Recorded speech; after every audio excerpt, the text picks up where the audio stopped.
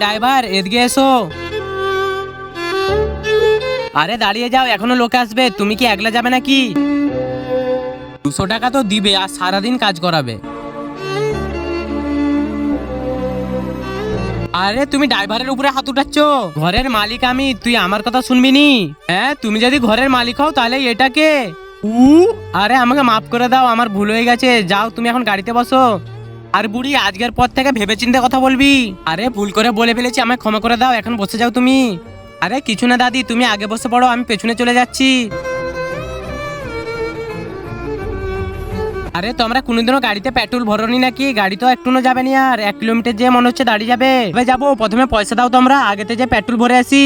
তুমি কিছু চিন্তা করনি, এই মালিক পয়সা দাও পেট্রোল ভরার জন্য। আরে গাড়ির আগেতে তো তুমি বসেছো, তাহলে আমি কেন পয়সা দেবো, তুমি দাও। তার আগে তোমরা যদি শয়তানকে ঘৃণা করে আল্লাহকে ভালোবেসে থাকো তাহলে ভিডিওটাকে লাইক আর চ্যানেলটাকে সাবস্ক্রাইব করে যাও। আর না যদি লাইক সাবস্ক্রাইব করো তাহলে বুঝে নেবো তুমি শয়তানকে ভালোবাসো।